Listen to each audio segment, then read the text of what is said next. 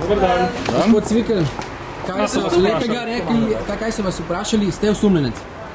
No, jaz sem zadovoljen, da se je slovenska policija vzela čas in pokazala zanimanje za delo parlamentarne preiskovalne komisije. Nikakor nisem osumljenec.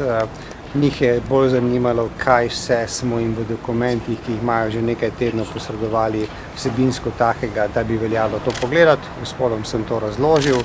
Izrazili so zadovoljstvo nad kvalitetno upravljenim delom parlamentarne preiskovalne komisije in jaz sem jim želel predvsem veliko uspeha pri zaslišanju tistih prič, ki jim bodo lahko povedali še kaj več o ozadju vseh poslov. In kaj je še zanimalo? Kaj njih zanimalo konkretno? Kaj so vas vprašali? Sam lep pozdrav, kaj je v tistih dokumentih ali konkretno vprašanje? Vi morate vedeti, da smo mi državnemu tožilstvu poslali dokumentacijo, ki smo jo zbrali v delu parlamentarne preiskovalne komisije. Ta dokumentacija je obsežna. Jaz po svoje obžalujem, da smo morali to mi početi, lahko bi to, da rekel, za državno tožilstvo zbrala tudi policija neposredno na Morsu in še kje, ampak nobenega problema. Mi smo to dokumentacijo posredovali. To dokumentacijo treba pa pogledati in pač gospodje so želeli se sedaj po oddaji na finski državni televiziji pač očitno pogovoriti z nekom, ki je pač vodil to parlamentarno preiskovalno komisijo. Jaz, kot sem povedal, jaz sem zadovoljen, da so prišli, jaz sem jim povedal, kar so želeli vedeti, zdaj pa so na potezi oni, da gredo zaslišati priče, kot so ljudje na Ministrstvu za obrambo in še kje. So vam povedali, zakaj danes? Glejte, zakaj danes? Verjetno zato, ker je potrebno sprevračati pozornost. Niso mi tega seveda povedali, ampak veste, jaz sem nekje danes malo potisnem, ko sem napovedal tiskovno konferenco, dobil klic, da me želijo videti. Najprej od novinarjev, da me želijo videti kriminalisti. In potem so me tudi oni dobili in seveda rade volje sem jih sprejel na pogovor. Sem povedali še koga drugega so še zaslišali v tem primeru? Vas je to zanimalo? Moram reči, da me ni zanimalo. Bolj me zanima seveda, ali so že zaslišali ministra, člane projektnega sveta, člane izborne komisije, člane pogajalske skupine, ali so že zaslišali Janeza Janšo. In ali so jih? Ste jih to vprašali? Vprašal, odgovor nisem dobil. Gospod Cvikl, ampak zdaj me tako zanima. Ta pogovor informativni je trajal uro in pol, ne? Ne, ta pogovor ni trajal uro in pol. Nekaj časa smo seveda potrebovali, da so prišli oni v prostor, kjer jih mediji naj ne bi motili. Tudi jaz sem potreboval nekaj časa, da sem prišel v prostor, potem se bom moral še odgovoriti na par mailov in jaz sem tukaj. So vas posneli? Oni so si zapisovali, sam sem pa posnel. Kaj vse ste pogovarjali s finskim novinarjem, vas pa niso spraševali, to jih pa ni zanimalo? No, tudi to jih je zanimalo, ampak to so lahko videli na finski državni televiziji. Ali jih je morda zanimalo, kdo je polagal finskemu novinarju besede v usta? Iz Slovenije, kdo naj bi to počel? Neposredno ne, ampak gledajte, jaz bi tako rekel, ne, če je seveda dejstvo, da poslanca državnega zbora praktično, tako rečem, 2 tedna pred koncem mandata morajo zaslišati slovenski kriminalisti, pač neka oblika pritiska, pač moram reči, da to name ne vpliva. Jaz moram reči, da posredno bi lahko rekel, da jih je to zelo zanimalo, ali pa vsaj bi rekel, hoteli so skozi moje reakcije zvedeti, kaj sem jaz z njimi in s kom govoril. Ampak gledajte, jaz sem, kot sem za finsko državno televizijo povedal, govoril o dejstvih, ki smo jih ugotavljali na komisiji na podlagi dokumentov, ki jih ima zdaj že kar nekaj tednov slovensko državno tožilstvo, bi jim pa morali biti na voljo nekje od februarja leta 2007, pa tega do zdaj niso počeli. Zakaj? Vprašajte njih. Vas preseneča javne navedbe finske televizije, da tako neposredno obtožujejo predsednika vlade?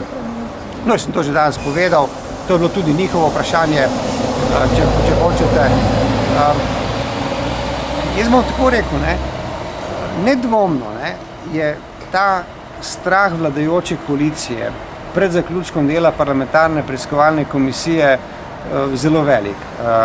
Seveda ni slučaj, če seveda držijo ne navedbe finske državne televizije, ampak če je vse bilo izvedeno tako, kot je bilo prikazano, da pač je denar končal na nekih, v narekovaju, računih oziroma da se uporablja za namene, ki so pač ne ravno nameni tistih, ki bi rekel, kupujejo oziroma prodajo te Patrie. Ampak finska državna televizija se je odločila, kot sem danes povedal na tiskovni konferenci, da s to zadevo zaključi nek proces, ki na Finskem traja 6-7 mesecev, s katerim so morali zaključiti afero, ki je afera Patria, ki pa je seveda afera Patria zaradi posla v Sloveniji. Tako da, se pravičujem. Gospod Cvikl, koliko vprašanj ste vi zastavili kriminalistom? 1, 2. Kakšni so bili odgovori? Off the recordu prijazni. Se pravi, vi ste nekako zadovoljni s tem obiskom, s tem, da se, kaj, to zdaj pomeni, da nekako pokate od sreče zaradi tega, ne? To se nekako zdaj to vidi. Razumete ciničen smeh kot zadovoljstvo, potem ga razumete. Jaz sem pravzaprav presenečen, da je trajalo tako dolgo, da so prišli. Sem pa zadovoljen, da se mogoče nekaj premika. Ali bo zdaj to osrčje slovenske kriminalistične policije uspelo v sodelovanju s finskimi preiskovalnimi organi zaključiti to delo, to pa seveda ne morem več soditi, sem premajhen poznavalec tega področja. Pravite, da ste kriminalistom omenili dokumente, ali naj bi ti dokumenti torej pripeljali do tega, da je Janez Janša sprejemal podpisnine? Jaz sem povedal že prej na tiskovni konferenci, da to je vse vprašanje za tiste, ki so izvali interno preiskavo v Patrii. Mi smo pa seveda povedali, in to sem sam povedal, da celoten posel je negospodaren, netransparenten, škodljiv za slovenske davkoplačevalce in seveda mi v delu komisije nismo mogli odpraviti suma prisotnosti klientelizma in korupcije in neposredne in posredne povezanosti med temi, ki so ta posel zdaj delali, in trgovino z orožjem in grestami. Torej pričakujete, da bodo slovenski kriminalisti to ugotovili? Vete, jaz ne morem soditi, kaj bodo slovenski kriminalisti ugotovili, to pač morate njih vprašati. Gospod Cvikl, še en komentar. Medtem, ko ste bili na zaslišanju, oziroma kakorkoli ta čas, ne vemo koliko zdaj tekel, rekli ste, da niste bili uro in pol tam, je vlada napovedala tožbo zoper televizijo na Finskem, ker naj ne bi predložili ne dokazov glede teh navedb, ki so jih imeli v tej oddaji, kakor tudi to, da se niso opravičili. Vaš komentar na to. Glejte, jaz sem že povedal na tiskovni, bom ponovil, pred 6 meseci so rekli, da bodo tožili državni zbor, da bodo Finci tožili državni zbor, da bodo Finci tožili Cvikla, Mogeta in Zalokar Oražmo. Sedaj pa imamo situacijo, ko kdo Janez Janša, vlada Republike Slovenije, toži finsko državno televizijo. Mene je to malo smešno, to bi bil, kot je včeraj povedal sam Janez Janša, kar presedan. Predvsem pa se je zdaj vse zmešalo, veste. Tukaj nastopa Janez Janša kot Janez Janša, verjetno predsednik SD-ja, nekdo, ki, kako so že rekli, nekdo, ki je bil včasih neka socialdemokratska stranka Slovenije, ne, pa je zdaj postal samo demokratska, pa včasih republikanska stranka. Janez Janša tukaj nastopa kot zasebna oseba, ne, zdaj se mi zelo čudno zdi, da vlada naj bi tožila finsko državno televizijo. To se mi zdi. Zaradi ugleda predsednika vlade, ker vseeno zdaj nekako so te navedbe za predsednika vlade, ne trenutnega. Poglejte, jaz bi tako rekel, ne, slovenski mediji so slovenski mediji, finski mediji so finski mediji in jaz verjamem v neodvisnost teh medijev. Gospod Cvikl, kje si boste ogledali današnjo oddajo na televiziji Slovenija, finske produkcije, s podnapisi v slovenščini, kjer nastopate tudi vi, govorite po angleško? Kdaj naj bilo ob 8 večer?